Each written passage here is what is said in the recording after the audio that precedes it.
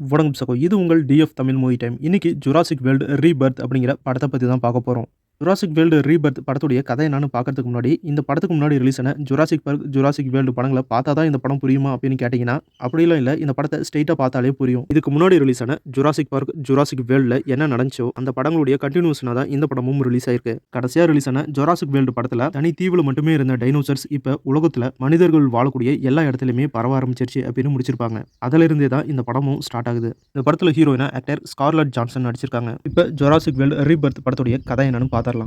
ஒரு தனியார் medical company 3 வித்தியாசமான டைனோசர்ஸை கண்டுபிடிச்சு, அந்த டைனோசர் உயிரோடு இருக்கிறப்ப அந்த டைனோசர் உடம்புல இருந்து ரத்தத்தை எடுத்து அதுல இருந்து மெடிசன் கண்டுபிடிக்கணும் அப்படின்னு அந்த தனியார் மெடிக்கல் நிறுவனம் நம்ம ஹீரோயினை வச்சு ஒரு டீம் ஒன்று ஃபார்ம் பண்றாங்க. அதுக்கப்புறம் நம்ம ஹீரோயின் அவங்களுடைய டீமோட சேர்ந்து அந்த 3 வித்தியாசமான டைனோசர்ஸும் ஒரு குறிப்பிட்ட ஐலாண்ட்ல இருக்கு அப்படின்னு தெரிஞ்சுக்கிட்டு நம்ம ஹீரோயினோட டீம் அவங்களுடைய பயணத்தை ஆரம்பிக்கிறாங்க.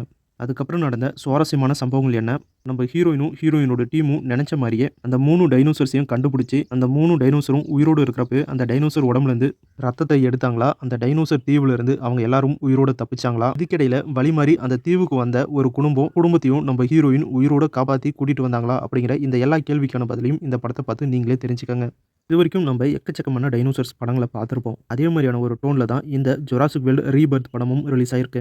இதே மாதிரி மெடிசனை கண்டுபிடிக்கிறேன் அப்படின்னு ஆபத்தான காட்டுக்குள்ளே போய் அனகுண்டா பாம்பு கட்ட மோதுறது, டைனோசர் கட்ட மோதுறது, சிங்கம் சிறுத்தை கட்ட மோதுறது அப்படின்னு எக்கச்சக்கமான படங்கள் வந்திருக்கு. கதையை பொறுத்த வரைக்கும் நமக்கு பழக்கப்பட்ட அதே பழைய கதை தான். ஆனால் கதை ரொம்பவே பழைய கதையாக இருந்தாலும் பரவாயில்ல, படம் நல்லா இருக்குது அப்படின்னு சொல்கிற அளவுக்கு படத்தை நல்லா எடுத்திருக்காங்க. கதை நமக்கு தெரிஞ்ச கதை, ஆனாலும் படத்துடைய ஸ்க்ரீன் பிளேவை கொஞ்சம் சுவாரஸ்யமாக கொடுத்து நம்மளை போர் அடிக்காத அளவுக்கு ரொம்பவே இன்ட்ரெஸ்ட்டாக கூட்டிகிட்டு போயிருக்காங்க. அது மட்டும் இல்லாமல் படத்தில் நடிச்சிருக்க எல்லா ஆக்டர்ஸும் அவங்களுடைய ரோலை பக்காவாக பண்ணியிருக்காங்க.